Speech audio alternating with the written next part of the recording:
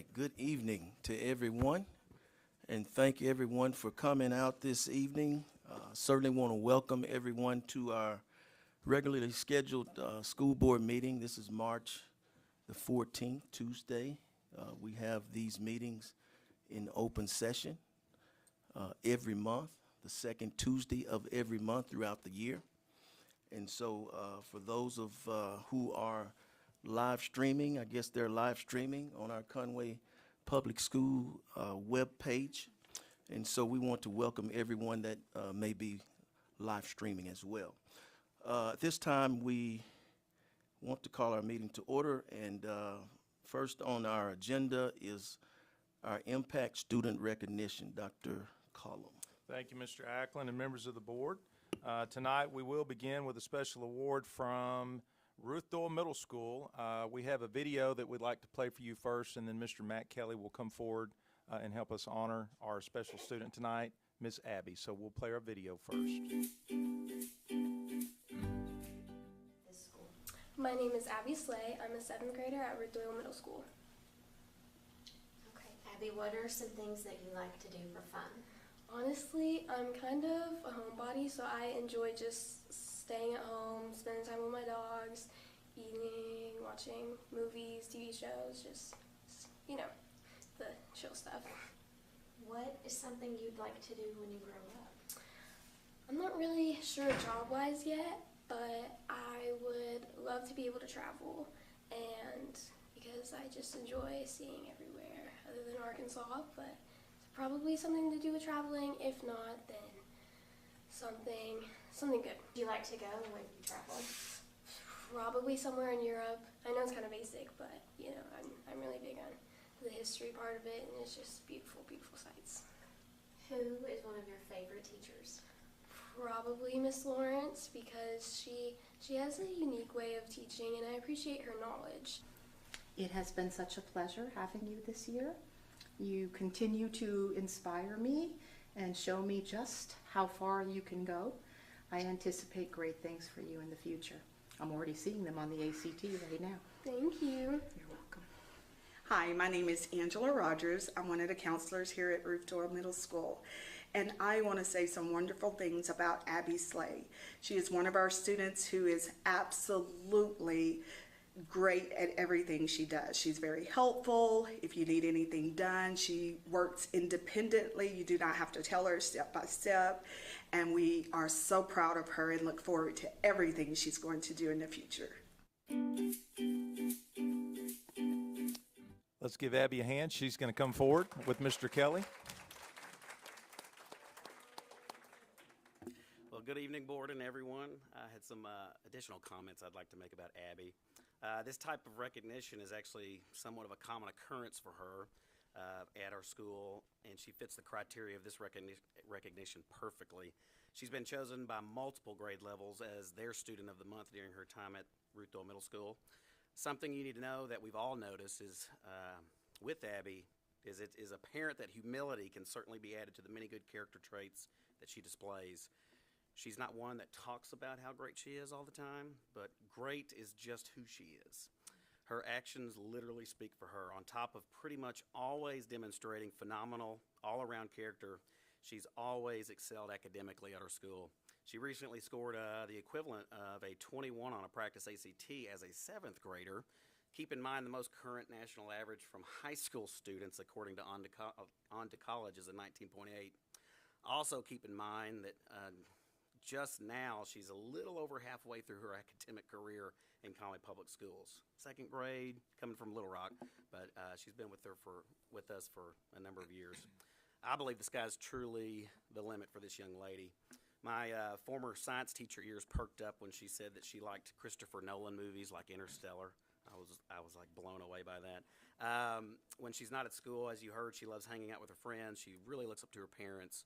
She really loves spending time with her dogs. And with that, it's an honor to introduce 7th grader Abigail Slay to you to represent Ruth Doyle Middle School as Conway Public Schools March Impact Student of the Month.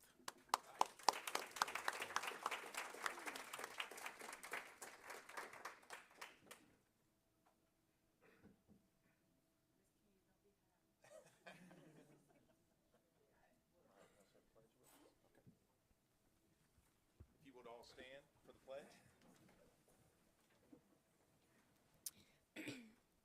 I pledge allegiance to the flag of the United States of America and to the republic for which it stands, one nation, under God, indivisible, with liberty and justice for all.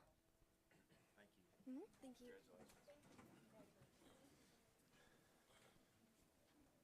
Thank you, Board, and again, congratulations, Ruth Doyle and Abby. Board, tonight we also have another very special recognition. If you were not aware, last week the girls' basketball team traveled to Hot Springs, Arkansas to face North Little Rock for the third time. Yes. As they are coming in the room, I can tell you we were at the game. My boys, my wife and I were at the ball game. It was exciting from the very first tip-off. They won the tip-off, and I understand this is a play that they have run several times throughout the year. Y'all come on in, ladies. They have run this play several times, and I can tell you from the tip-off to the last buzzer, they were in control of this game. We're going to ask for Coach Ashcraft to come forward and present the state champion 6A girls basketball team from Conway, Arkansas.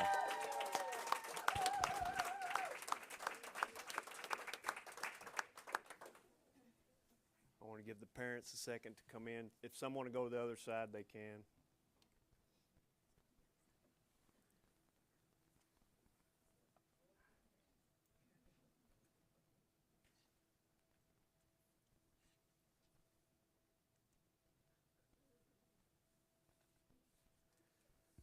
Good evening, Board. Dr. Cullum, it's my pleasure to be here tonight with our state champion Lady Cat basketball team, coached by Coach Hutchcraft and Coach Johnson here to my left.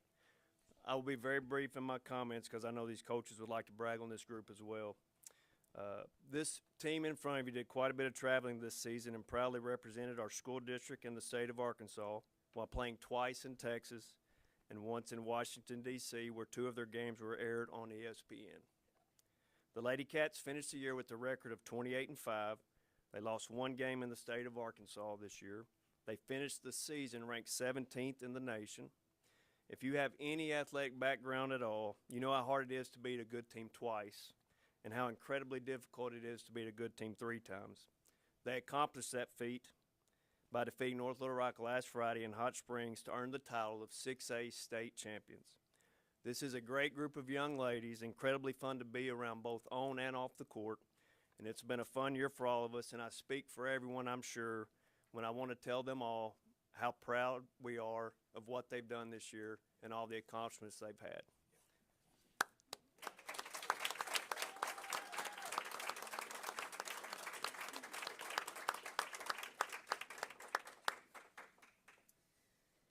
Thank you again for letting us be here. I would like to take just a little bit of time to, Coach Ashcraft, he went over kind of the statistics part of it about what we accomplished, but a lot of times what people don't understand are the things that go unnoticed. And so here's some things that I wrote down that kind of stuck out to us this year.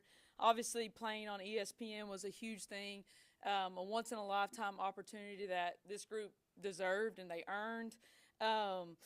But we also got to experience some firsts. There was, I think, 6 players that flew on an airplane for the first time. So if it was your first time to fly, raise your hand. Okay. So we enjoyed seeing those nervous faces. We all got through that together. So that was one thing that really stuck out. We got to visit the White House. We were really busy in D.C. We left Conway High School at 3:30 a.m. and then we left D.C. on our way home at 3:30 a.m. So anyway, we got to go to the White House. We got to go to the National Museum of African American History and Culture. We did go to Texas. We played 5 games in 3 days. We got back home that day about 4 a.m. From that game. And again, a lot of times people only hear the good, but I think we start practice the 3rd day in August, or our 3rd day of school in August. We practice 6 days a week. Usually our only off day is Saturday. So that's about 7 months of us together. We spend more time with each other than we do our own families. You know, nobody sees that part, but that is not an easy feat by all means, to stay together.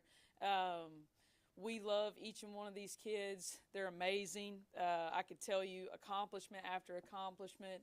And I think the thing that we're just most proud of is not so much their basketball, but who they are as individuals. And I can say without question that they represented on a national level Conway and Conway High School and Conway Public Schools, I mean, the best of their ability. So we really appreciate you taking the time to honor us, and just want everyone to know that every decision that we ever make as coaches, I've got Coach Johnson here, Coach Lamb, Micah is our team chaplain, got Coach De Los Santos there, they're with us a lot. We always do everything with the forefront of these young ladies in mind, and loving them and cherishing them and honoring them is always number one. That's it. That will always be, as long as I'm the coach, that will always be the number one priority. So thank you. Thank you.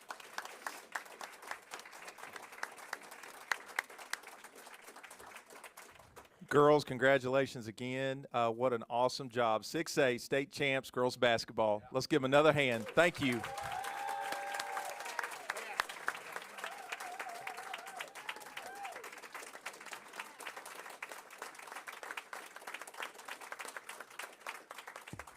Thank you, coaches. Thank you, parents. As the parent of a basketball player, I know what parents have gone through this season. So thank you again, parents.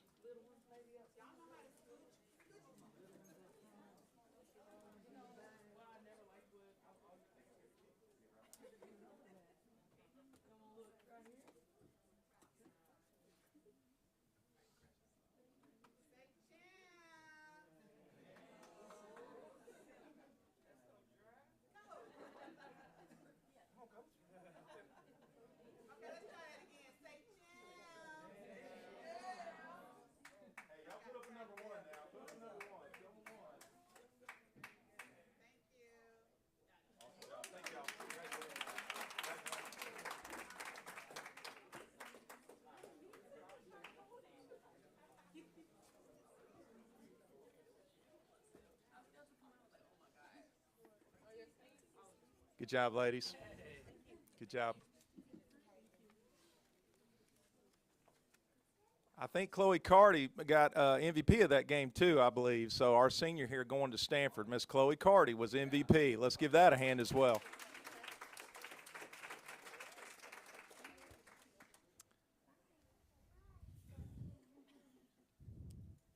All right, thank you, Mr. Ackland, and that concludes Wampus Cat Pride. All right, thank you.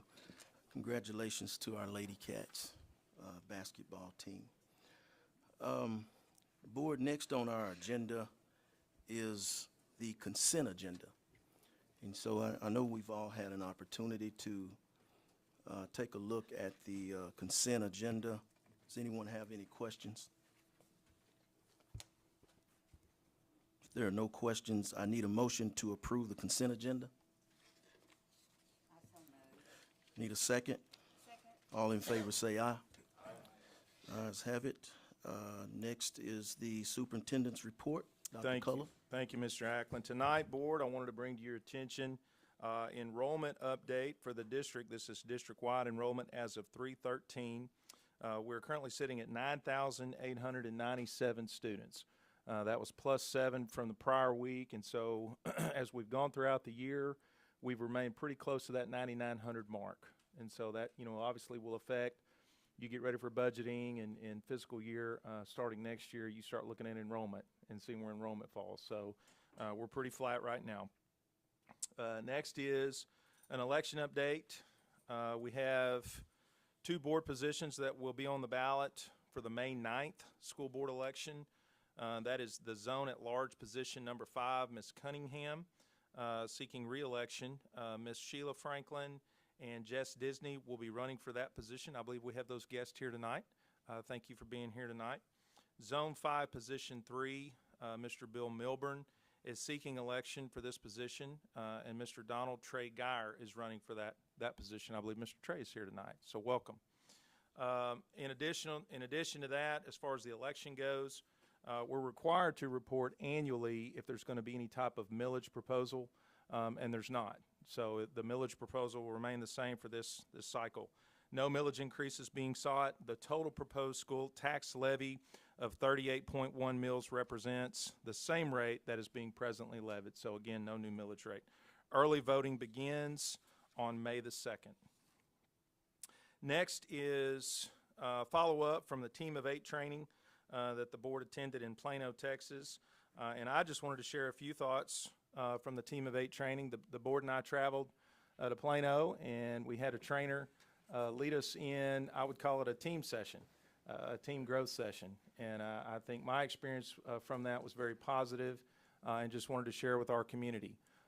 The aspects of that training included building in how to communicate better as a board and a superintendent team. Obviously, the 7 board members and myself make up a team of 8. And so this is a national training.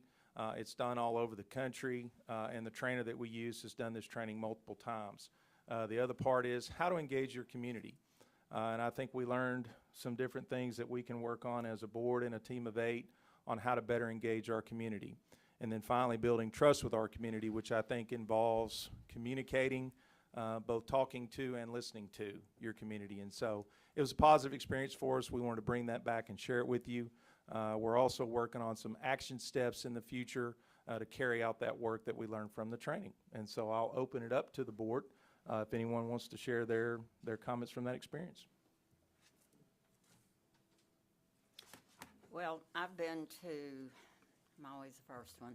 I guess I have 41 hours at this point of board training, and it's all been in Arkansas, and it's all been good. But I will say that this is the best training that I've been to since I've been on the board, because we really got to come together as a team and learn a lot more about each other. And as Dr. Cullum said, we just learned a lot of things that we can do better. So I would bill it as one of the best conferences that I've been to. He also had one of his really good friends provide dinner for us Friday night, and it was awesome. It was really nice. So I'll say that our training in Dallas was insightful. We all learned some of the strengths and weaknesses that we bring to the group. Our discussion gave me a new appreciation for how well we can work together when we all have the same priorities. We complement each other in ways that make our board stronger. When my term began 5 years ago, the education system and the priority of the board looked different. Today, we are fighting a culture war that looks to remove parental rights and promote false narratives. Too much of our time is spent in dealing with matters that don't improve the education of our students. But in our training time, the board's passion to provide the best for our district was energizing for me. I'm excited where we are going and what we're going to accomplish.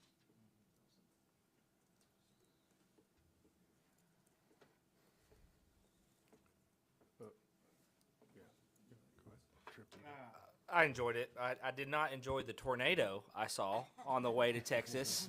This huge storm system moved in, and I literally saw a tornado form. So that I could leave that in Texas. But one of the things I've taken away, I'm really excited about, is just us talking about setting goals. We obviously hadn't done that yet, but I'm excited about the proposition, and we all seemed energized around that because we set our goals. That helps work out all the details of what we put our energy into. So I'm looking forward to that board. And I enjoyed our time together. It was really great. Yeah, I'll follow that too, because Tripp, that was one of the things that stood out to me as well was the setting of goals. And I'm really looking forward to doing that as a group, and I think that will be a really great thing for us.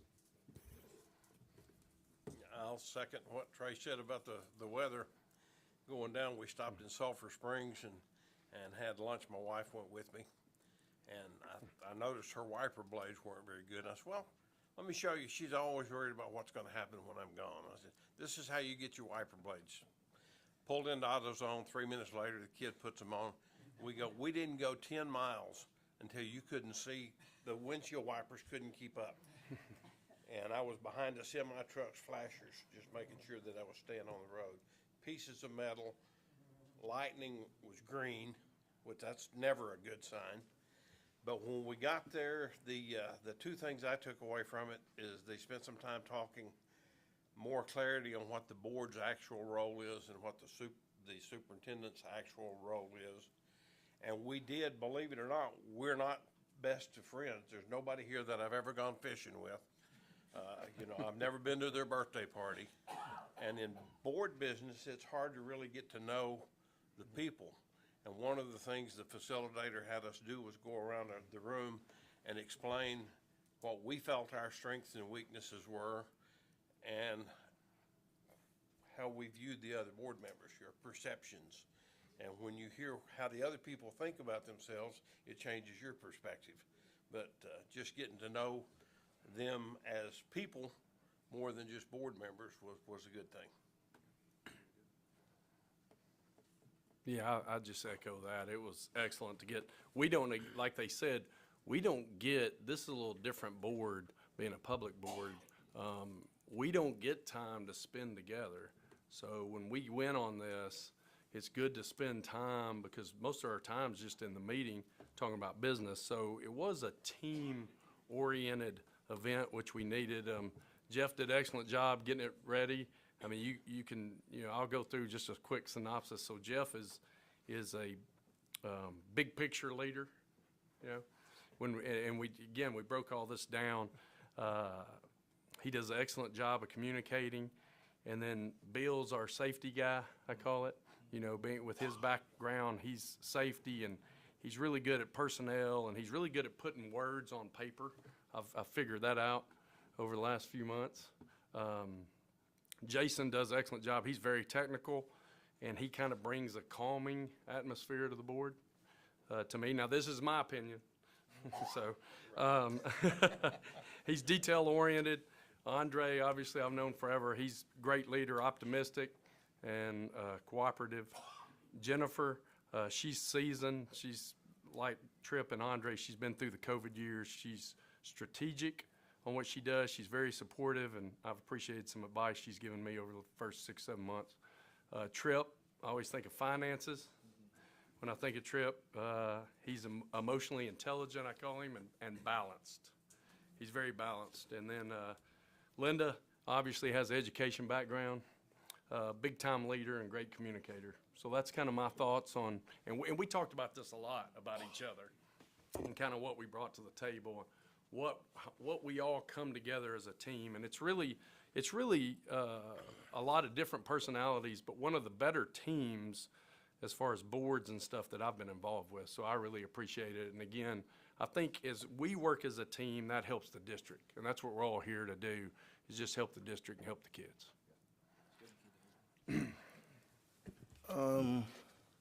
This was a really good training. One thing that I do want to say, of course, I've been on this board quite a while now, but it's been interesting learning my fellow board members. I don't think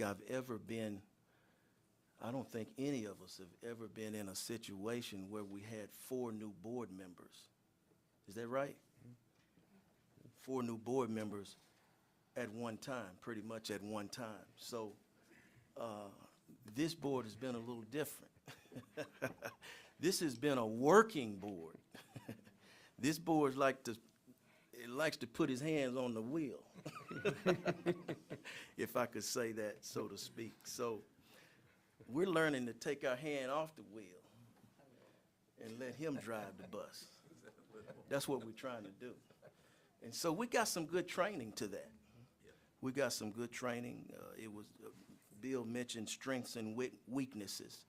It was good to hear the board members talk about their own strengths and weaknesses. That was good. That helped me understand you. And I hope it helped you understand me. And so we all kind of attack issues and things differently, but that's what makes this good. So that's all I have. Board, and I want to say again, thank you, and just remind everyone, these are volunteers. They left their families, they leave their jobs, they put time in, and so thank you. Thank you for being a part of that training. I planned the event, but I did not plan the weather, and so maybe next time we can get luckier on the weather. But Board, thank you again for that. Next, we have legislative updates. As you know, the legislative body's been in session with a lot of work going on, and so Ms. Linda Hargis is the board's legislative liaison delegate, and so we're going to let her provide some legislative updates. Okay, I just have a few I want to bring to your attention that kind of affects all of us. I do want to mention that SB 294, which is Governor Sanders' Learns bill, passed. She signed it, and I think the great part about that is we're getting a base pay for teachers of $50,000, and all the other teachers are getting a $2,000 raise. And I think that's awesome. They certainly deserve it.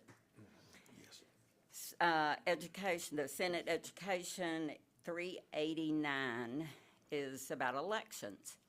And what they've decided, or what the bill says, is that the election of the school board will be held in November with the general election. The terms will be changed from, ours is 5, some schools are 3, and it's going to change to 4-year terms. And you can have a maximum of 4 terms, which is 16 years. And whatever service you have at this point, like Andre's, none of his service would count against that next 16 years. So you can serve for 32 years. You'll be nice and old. The next one is SB 381, and this requires, they started out with 2 hours, but now they're saying 1 hour of training for all public governing bodies for the FOIA law. SB 382 amends the FOIA Act to incorporate the basic definition of meeting, which is really interesting to me because that has been a bone of contention ever since I've been on this board, is what is a meeting and what isn't a meeting. But they're basing it on case law, and they're also going to be required to give examples of what's not a meeting when school board members get together. Now, Mr. Cavan and I have gone up, down, and sideways and around on the FOIA.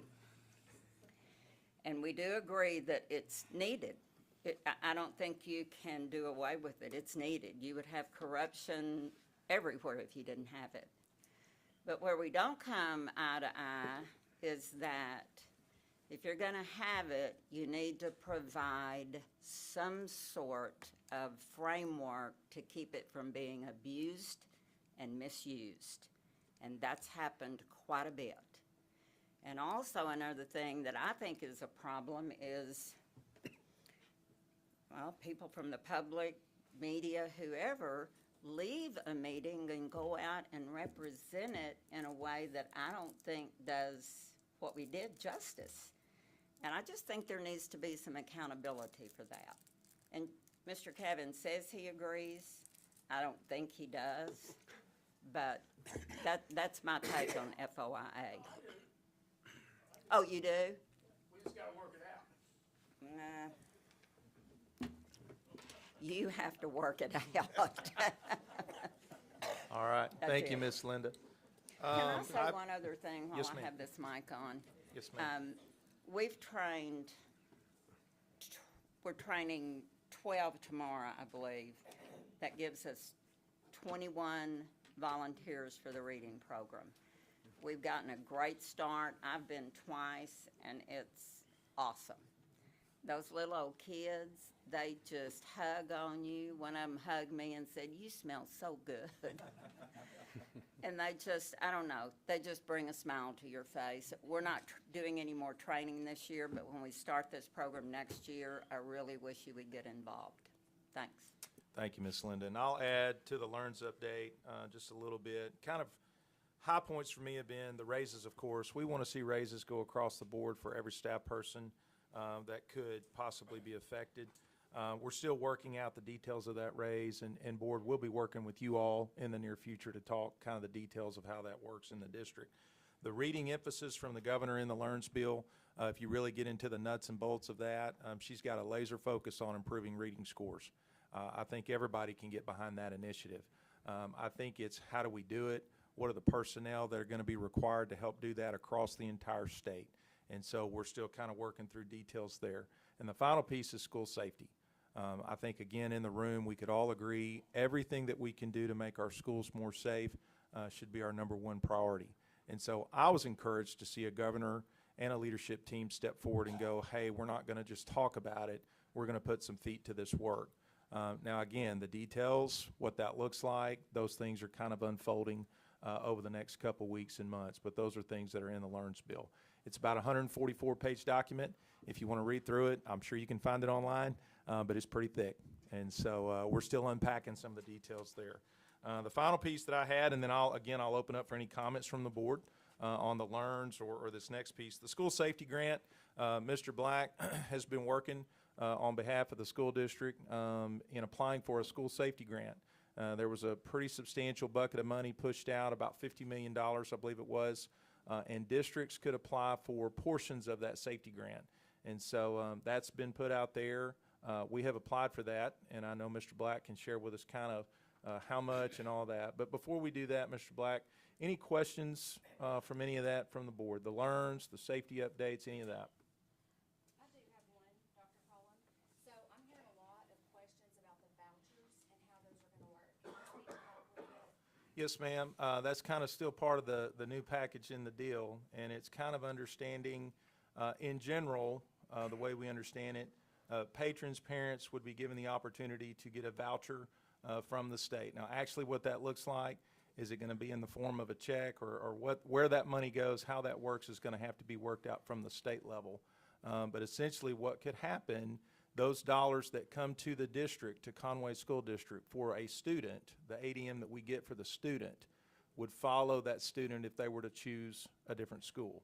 And that could be, any other school of choice. It could be private school, charter school, homeschool, the way we've understood it thus far, those are options that parents can pursue. Again, details, the rules committees have not met on all these pieces, and so they're still unpacking that portion of the bill.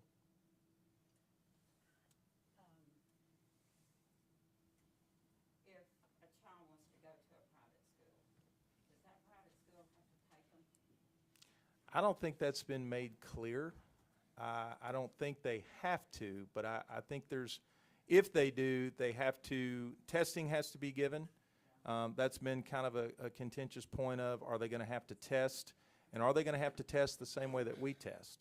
And then the services that are provided, the things that we do as a public school, every student that walks in our door, we're required to provide all services. And so those are things that we want to hear more about if they choose public or private or charter or whatever it may be. What are the rules? What are the rules of that choice? And so I think they're still unfolding some of that. Good questions. Hey, Joe. Hey, Dr. Collins. On the teachers' raises, which I absolutely support across the board, not just our new teachers, but again, the ones that have been in the district 10 or 15 years, I think it's important for them. Have they talked about where the money's going to come from? Joe's laughing because he knows. And the only reason I say that, I mean, is that the district, is the state giving us more money? Is the Fed and the state giving us more money? I mean. So we were in a meeting today, and that's the $1 million question. Literally, the $200 million question.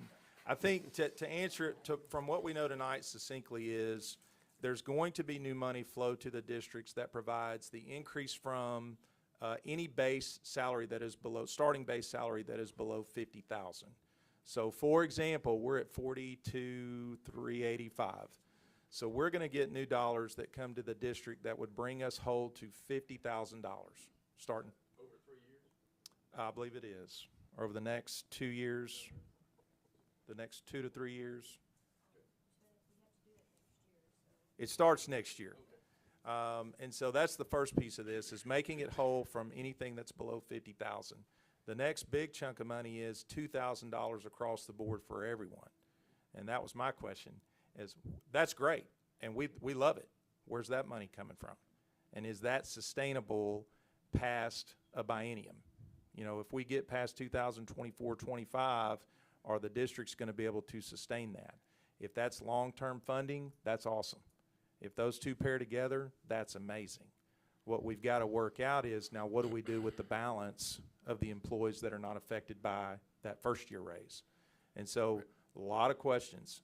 Sat in a room with superintendents today, still a lot of questions about the implications of that bill. So there is new money that's coming. We've got to work through how's it going to be spread across. Good question. Anything else?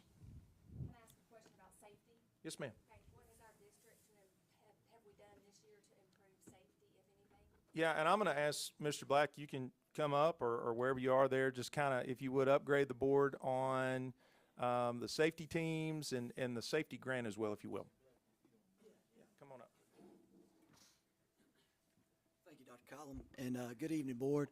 Y'all have to bear with me. This is the voice of a baseball dad that had a good weekend, so y'all bear with me. With that being said, yes, we have district emergency response team meetings that we do every quarter. That's something that we initiated earlier this year in the fall. We also, like Dr. Collum was referring to, we received a grant for $455,000. We're excited about that. Ms. Robin Keene, her team, Mr. Bruce Harrell and his team, and our principals have done a really good job of identifying needs we have across the district.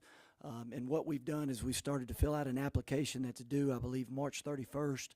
Once we get that approved, it's a reimbursement grant, and we'll start receiving funds as we spend them. So some of the things you'll see is more fencing across the district and playground areas.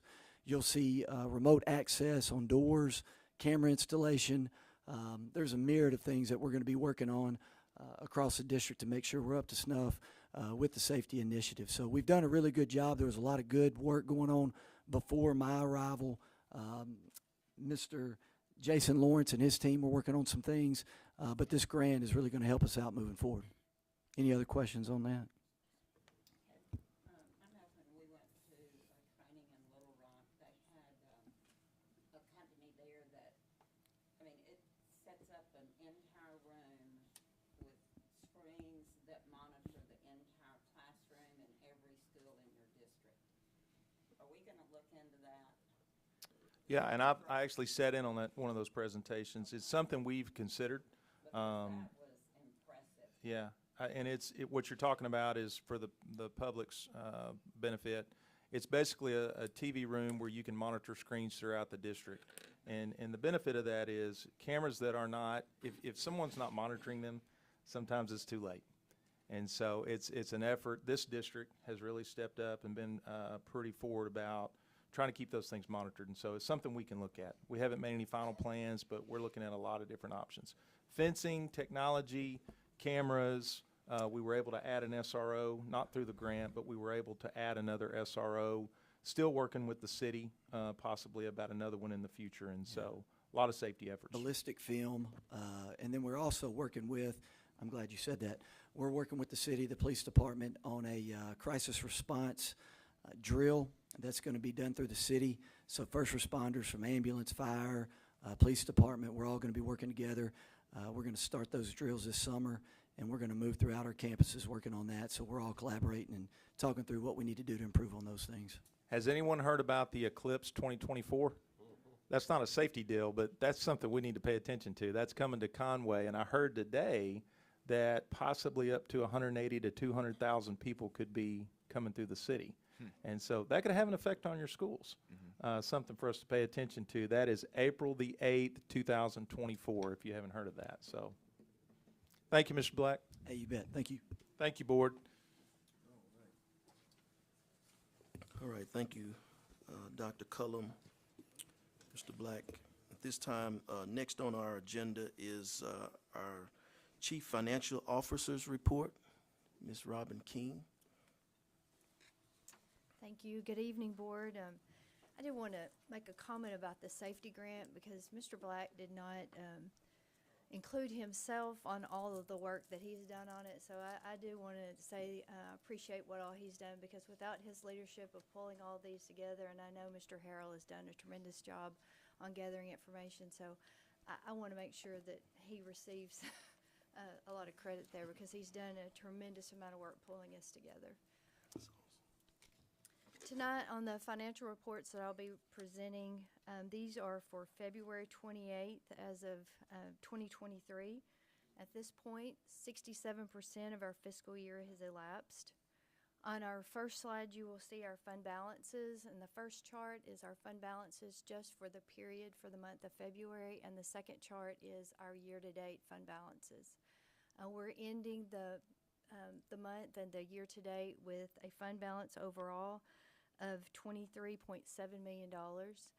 At this time last year, we were at $26.4 million, and the majority of that had to do with our debt service payment. We had realized debt service savings over some bond refundings over the last couple of years, and last year was the amount that we were able to roll over into the building fund. This year we rolled back into our full debt service payment, so that's the reason our fund balance is lower this year compared to last year. On the next slide, we have our revenue report for this year. Again, this is through February 28th. For our property taxes, we have received to date $31.3 million, and that's 63% of our budgeted revenue. Our state revenue is $31.1 million, and that's 68% of our budgeted revenue. And other local revenue, we've received $815,000 to date, and that's about 105% of what we had budgeted. So year to date on our operating revenue, I'm sorry, I gave percentages from last year when I was quoting those, but for our operating revenue this year, we're at about 63% of what we have budgeted overall. When we're comparing that to prior years, we are right around, we're a little bit lower on our percentages, and part of that has to do with our state revenue. Our state revenue is slightly lower this year because of our enrollment being down. But good news, our enrollment's up, so we'll expect more state revenue next year. For our expenditures, overall operating expenditures, we are at 59% of our budgeted expenditures, and we are right in line with where we are in previous years. Go into our next slides. This is multi-year comparisons, again, on our property taxes, our operating revenues, and our operating expenditures.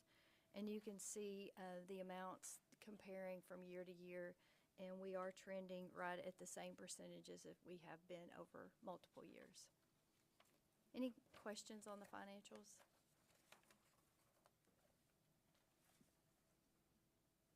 Board, any questions?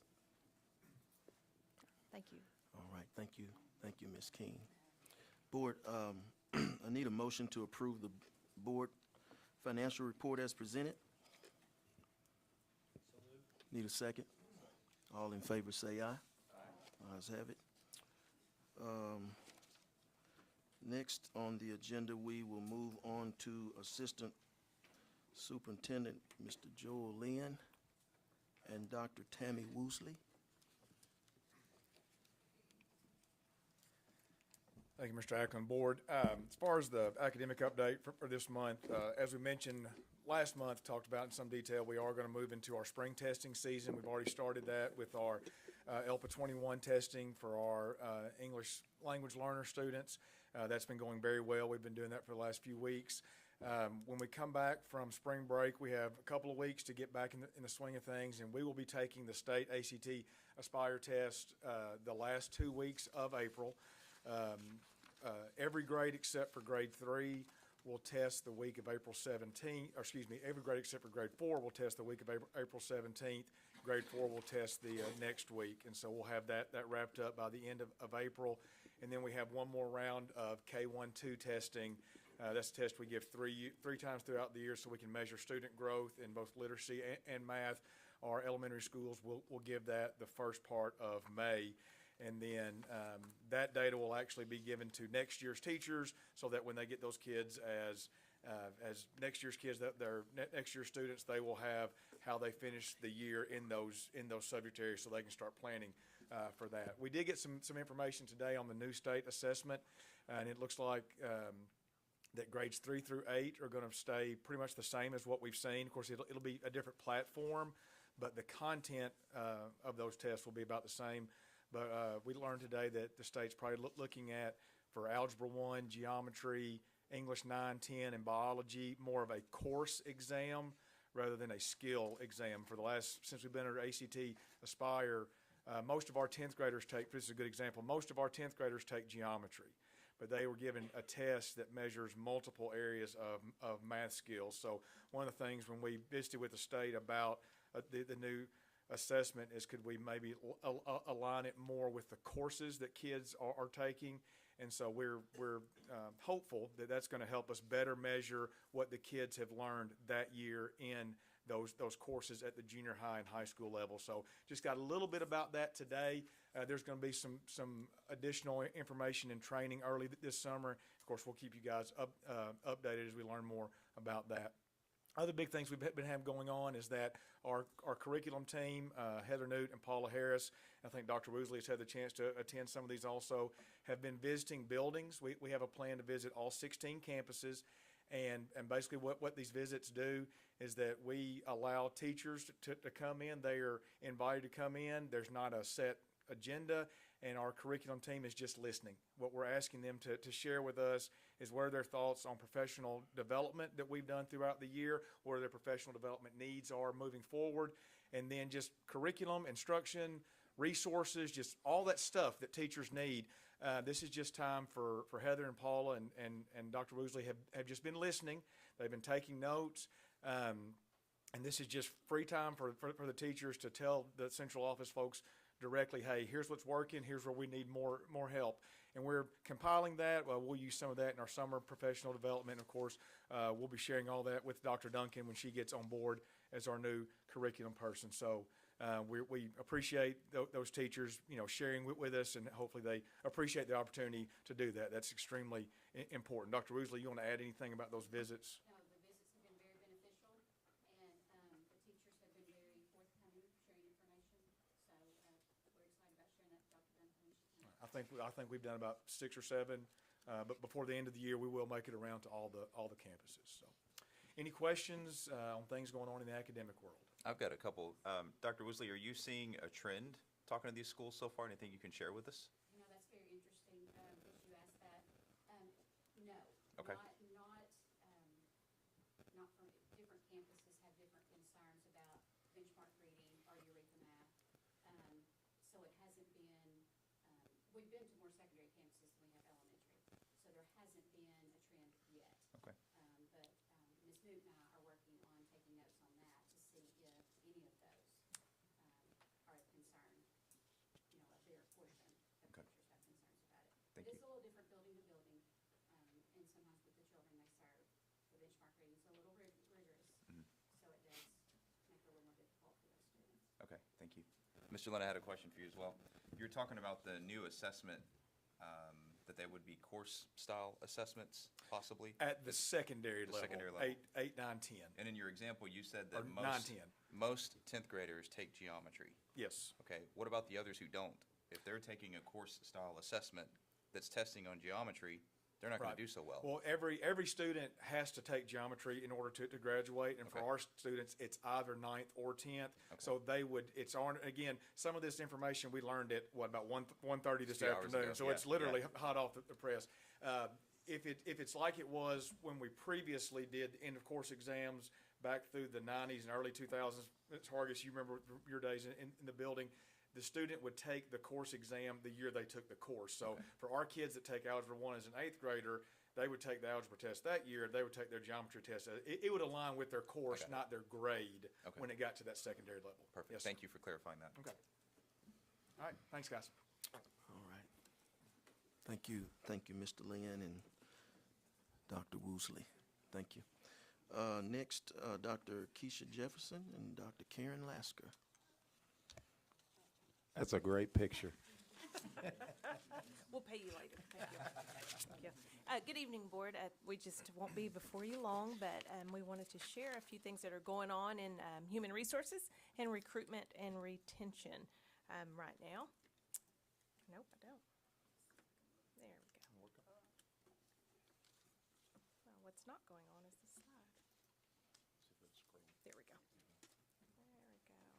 Fraser. We thought we'd present human resources by the numbers, and this is both of us. But just a couple of things.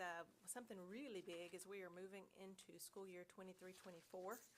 Today I did the first of probably many interviews. We brought 4 new teachers in today, and we'll share with you a little more in a second. But two of those 4 and one that we'll have tomorrow were at our career fair a few weeks ago. So that warms our heart. But we are ready for 23-24 school year. We have 58 current open positions, and you go, oh, that's really not, it's normal. Some people get to retire, some get to stay home with babies, some want to change in career. There's all types of reasons people are no longer here, but again, that's just the natural process. We are moving people in just as quickly as we can find qualified candidates. With that, I'm sure you know, but we have 4 open administrator positions. And, once you're in administration in Conway, you pretty much don't get out. You don't get out. But we have some that are getting to retire this year. And we have two that are making just a career change. They've been at it. And so we're real proud of those administrators, but we will be filling those positions end of March and beginning of April. We'll start to interview for those. So just a little tidbit of what we're doing in HR. Okay, so we're up here together because we go together. We work together. We can't separate ourselves. You can't recruit without hiring. So we spend a lot of time, making this work and bringing in wonderful people. You see that big number that says 700. That's how many hands we have shook this year. People we've talked to, faces, we've looked kids in eyes, and on the campuses that we've been, and it's been great. That's a large number. We expect that to go up because I'm not finished yet. And it's been wonderful. We've gone to 12 campuses so far and seen that many. It's plus because it's more than that, but that's the number that I have recorded from. Also, two of those 12 were right here in Conway. We had our intern day in the fall, and we had our big career fair not too long ago, March 4th, and it was outstanding. And from that, as Dr. Jefferson said, we've already hired 2. We have some data. Right here? No. Yeah. Good, thank you. Feedback that we have is that from that, our administrators, we've had over 50 administrators and staff members on a Saturday, which was great to have that many out there to give their time for this cause. And they said from the survey, part of the survey, we'll give you some more later on in the year, maybe in the summer or beginning of next year, but from that fair, they said 84% said that they expect to hire. The quality of applicants that were there were tremendous. We were very pleased. They were from all different states, not just Arkansas, that were represented. So I asked, how did you find out about us? They saw it on our website. Someone told them, and that's what we need to do to continue to get the positive things out about Conway and what we're trying to do and who we're trying to hire. So this is just a 2 to 3, 4-minute synopsis of what's going on. We always will place this in front of people. We want you to apply. We want to show you how easy it is. You can take your phone out and you can do it right now. Thank you, ladies. These ladies have done an excellent job, board. Like I said, the hiring process. Hold up. A couple of questions. And then running these job fairs, Dr. Lasker did an excellent job working with her team to put these job fairs together. It's the first time we've done these, and so it's been a great effort. So thank you, ladies. Questions from the board? So what kind of feedback are you getting from some of the applicants about Conway Public Schools? Well, the ones that, they have the application in, so we don't get to talk to them that much. But if they do follow up and talk to me before they fill out their online stuff, they have nothing but positive things to say. They're interested in being in Conway. People are still wanting to be here. They're still saying, I've been trying to get here. I want to be in Conway, and we're trying to do everything we can to get them here. So our applications are still up. Absolutely. We've never had a problem No. with people trying to get in the district. No, And we still don't.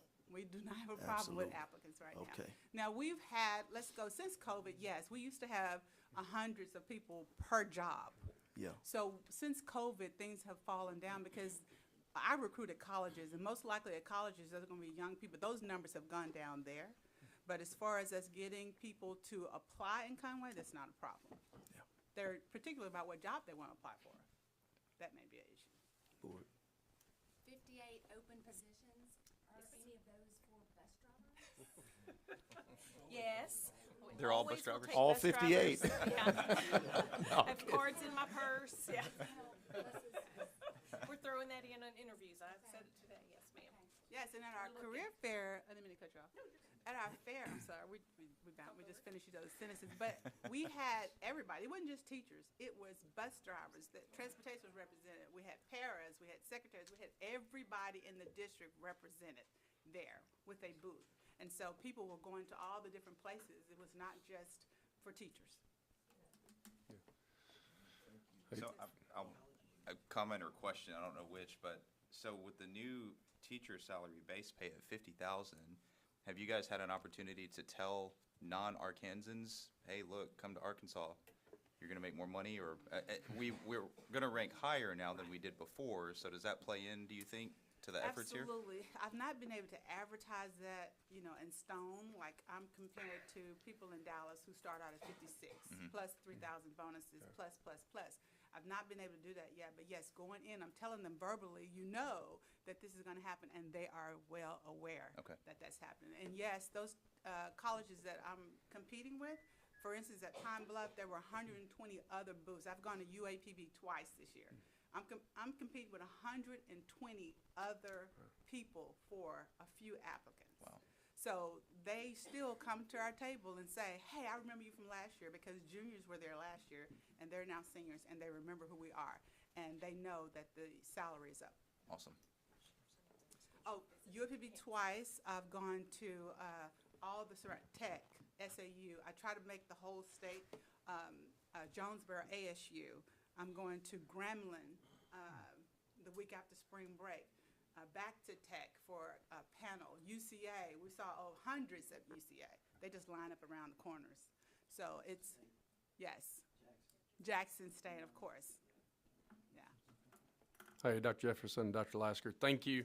I appreciate you guys, just the energy you brought tonight. If we're bringing that, and I'm sure you did on that Saturday, we were out of town or I've been there, but I'm sure that's going to help tremendously our district. Yes. So we appreciate you guys. We'll be doing it again. All right. Thank you. Thank you both. All right, thank you. Ms. King?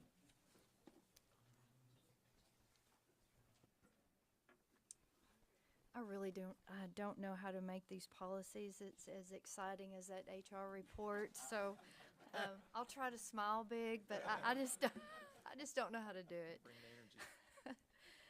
I'm bringing actually two policies tonight for a 30-day read. These both fall under the financial tab of our personnel policies or our policies. One is 7.23, which is our health care coverage. And basically what this is just talking about the change of mechanism for the amount of contribution that our district has to pay for health insurance for our employees. In the past, it was triggered by an increase in our base pay or by what the legislation had proposed. Now it is not going to be triggered by any increase in our base pay. It is strictly what is set forth in legislation. Currently, that amount is $300 per month for each participating employee that we pay. That's what we contribute. Our district, and this is a great recruiting tool, so I can add to that, we currently pay $330 a month for each one of our participating staff, so we go above and beyond for our staff. The second policy that I'm presenting for a 30-day read is 7.5, which is purchases and procurement. There has been some definition updates in this regarding micro purchases, and that's with our federal funds and food service. Also, language added to incorporate the requirement from the Student Protection Act that went into legislation, I believe, during the 21 legislative session. So those are the changes that you will see outlined. Again, if it's in red, that's new language, and if it's stricken, that's old language that's being taken out. So any questions on these policies? And board, just a reminder, during the 30 days, if you've got any questions or things you'd like to see edited, just let us know, and we can bring it back on the next board meeting for your review.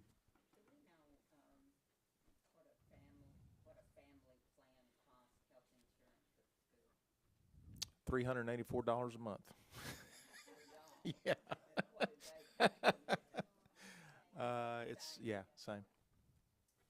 That's family of 5. I can speak from experience.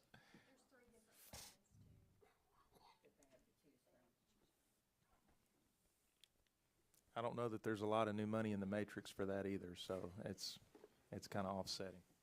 Thank you, Ms. Robin.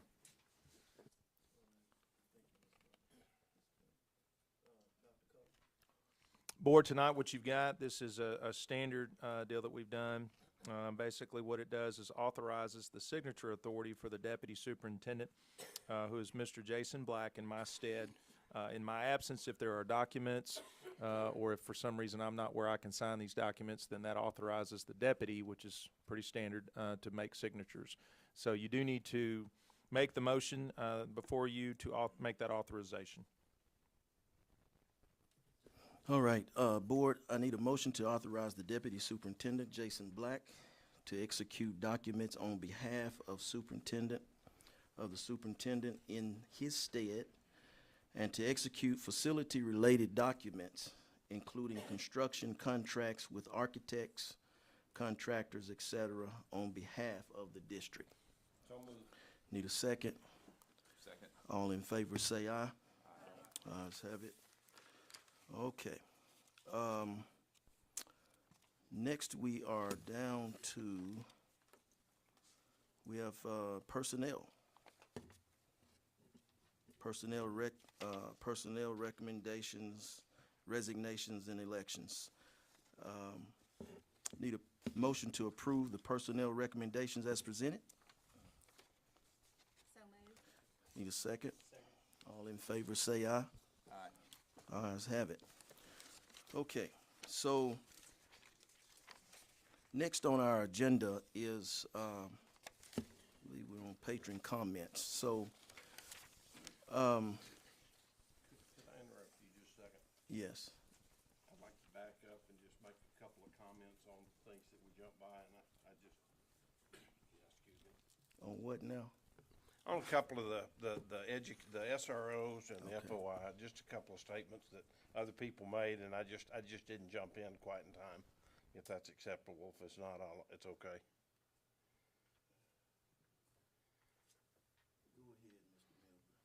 Okay, thank you. Go ahead. In reference to the FOIA, a lot of people have got a lot of questions about that. Freedom of information for the public and the patrons is extremely important. Fully believe in that. The only thing that I've ever asked, and the FOIA laws were passed in the 60s, and there's been multiple attorney general opinions on what an informal meeting is. They've gone from 3 or less to 2 to now the last couple have been 0. You can't talk period outside the room.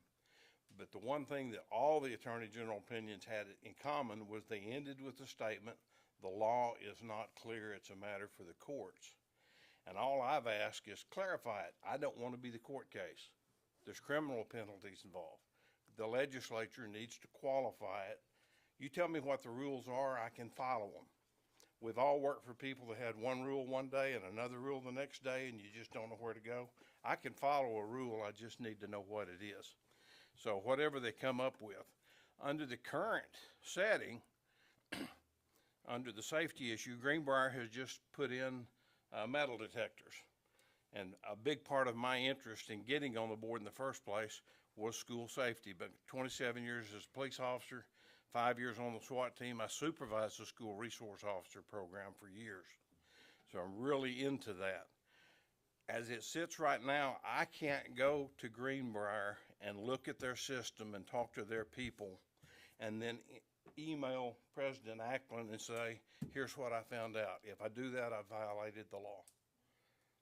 Well, Jimmy's shaking his head no, but that's we have a difference of opinion there. But I'm going to err on the side of caution And I've got enough people that have told me that's, if you talk about any school business at any degree outside of the room, you're violating it. So whatever they clarify with, I can live with. I just wanted to know what it was.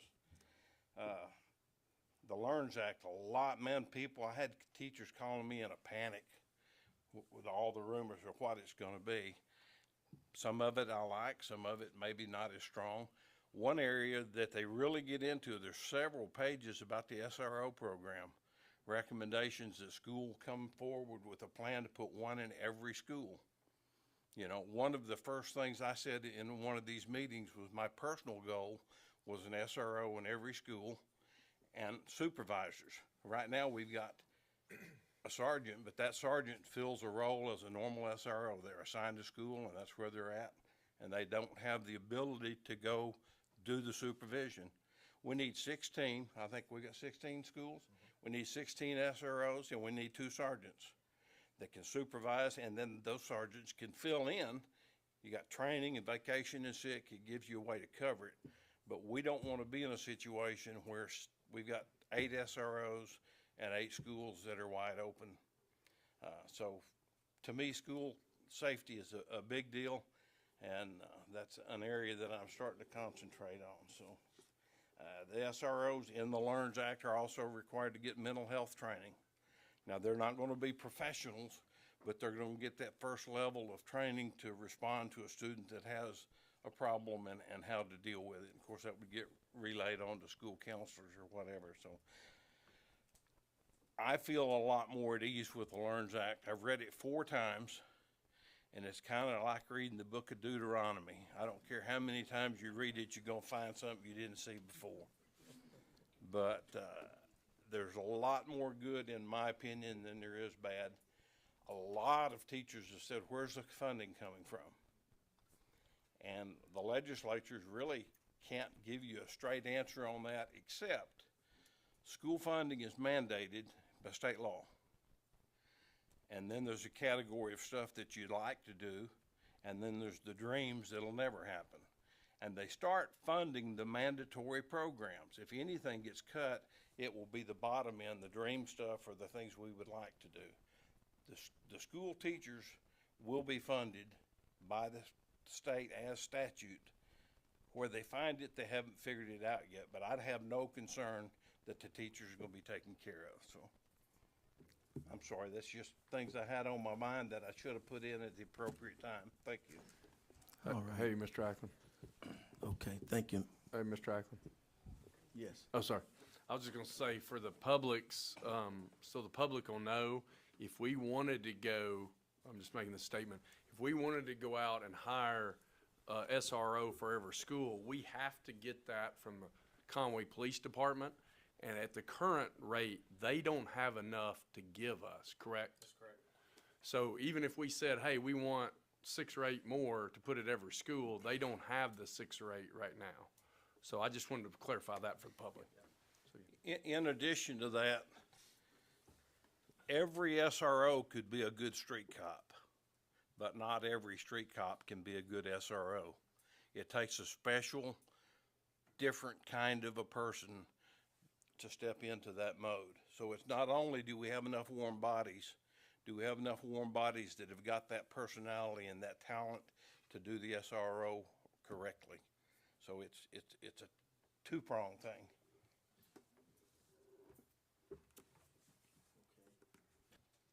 All right, okay.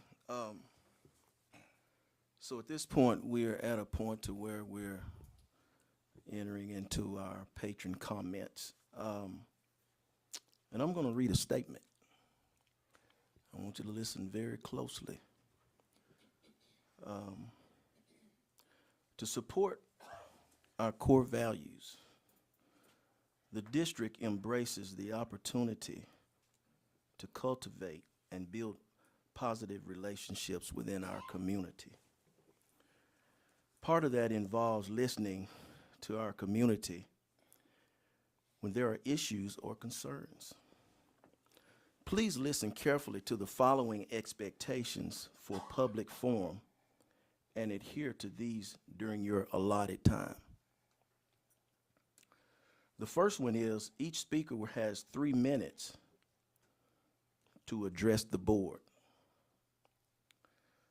Number 2, speakers must stay on topic regarding a school-related issue. Number 3, please know that disrespectful commentary or disruptive behavior will not be tolerated by this board. The board can elect to not respond to any comments. And number 5, the board reserves the right to discontinue open forum comments discontinue open forum comments become disrespectful or off topic. So these are some things that the board wants you to, now this is not Andre. Before you get this all, that's this board. And so if you get up here and they told me they want me to pull your coattail. So with that being said,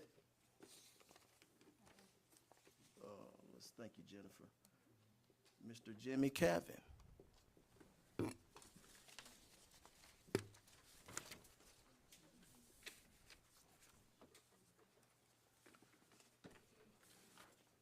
Just say get this paper moved real quick, so don't start my clock.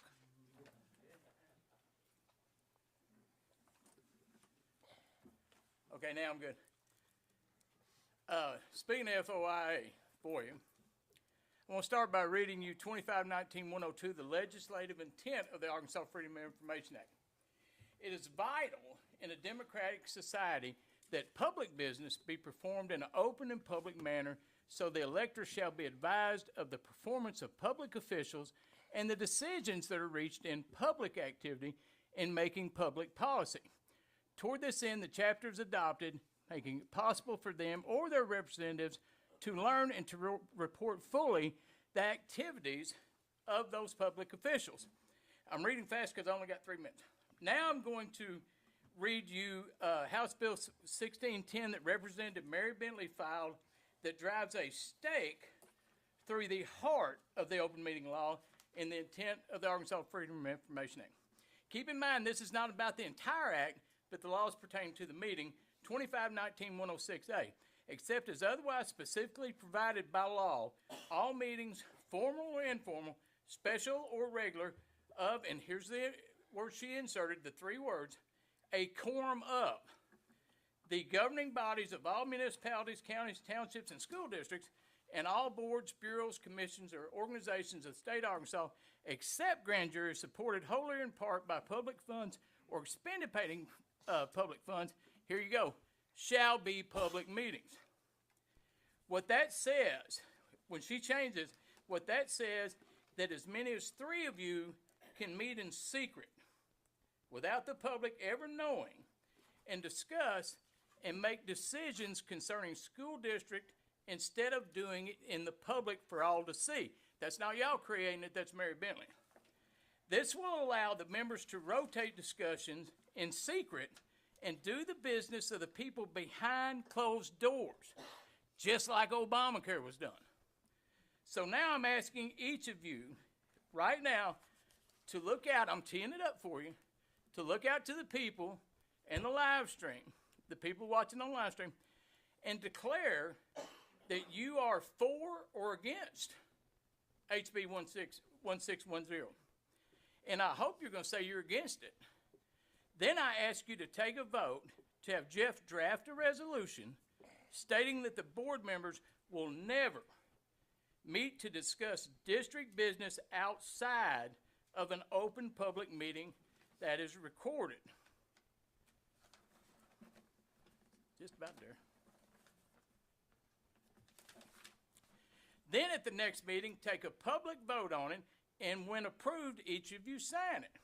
That will show the people that you are committed to transparency, and I have complete faith that each of you will do it. And I just teed it up for you, so hit it in the short grass. Oh, and I was going to say, if you have any questions, I'm glad to entertain.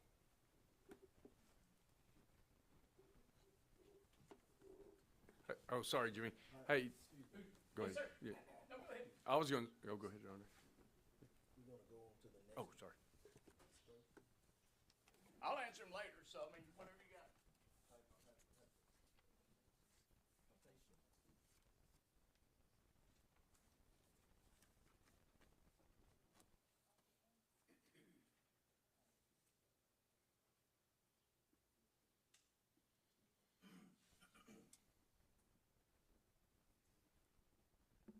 Whose phone is this? Oh my God, you're so nice. Thank you. Old people just leave stuff there. All right. Good evening, everyone. I'm Hypatia Medavia. I'm transgender, and my pronouns are they, them. I've lived in Conway for years, and as it happens, I'll be here in May when you go up for election. I care what happens in our schools because I grew up as a trans kid too, and it breaks me to see my queer siblings abused and rejected by their school. As many of you know, HB 1156, a K-12 bathroom ban targeting transgender children, passed yesterday. The bill was brought to Representative Bentley by Linda Hargis and David Naylor, and I want to remind the community of some of their comments at the original House Education Committee.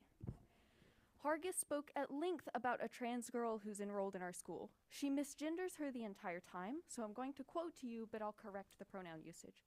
She has a right to any public forum to be called what she wants to, but those rights end at the door of a bathroom. My rights end where your rights begin. That last sentence has been rattling around in my skull since I first heard it. My rights end where your rights begin.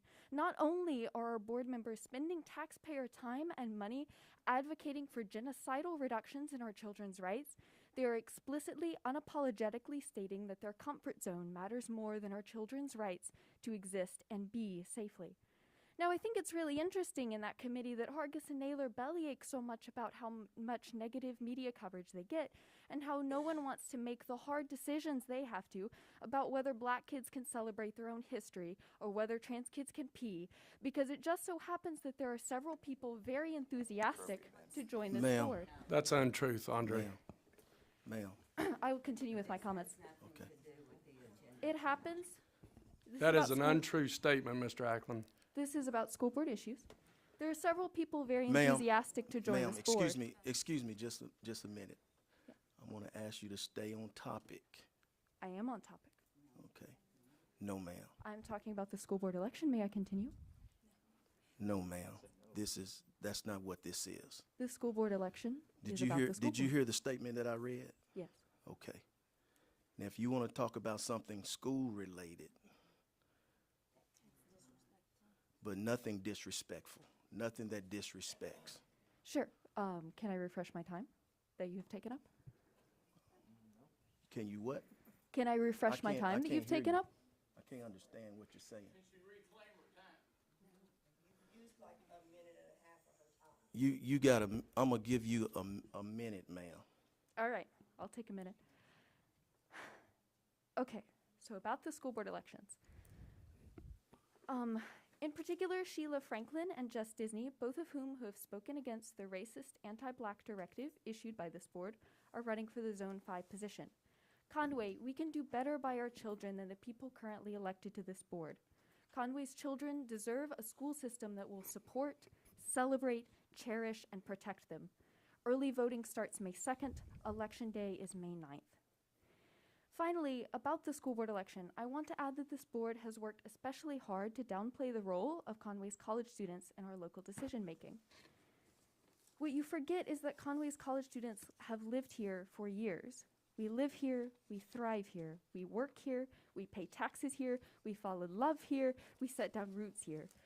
The decisions made here directly affect us. You won't listen to us when we speak quietly on your terms, and you won't speak to us when we shout. So we'll vote too. We will make our voice heard. Thank you. Okay. Hold on just a second, Doc. Just hang on just a second. Doc, board, listen to me for just a minute, okay? I want this young lady to go ahead and go to her seat, okay? I want her to go ahead and go to your seat, madam. I'm not a lady. I said at the beginning, I'm transgender. I'm My asking pronouns you are they, them. nicely. Now, board, this is what I don't want to get into. This is not a back and forth, okay? We want to make sure we stay with that. I'm really not inclined. We've taken care of what we came here to do tonight, and that's school business.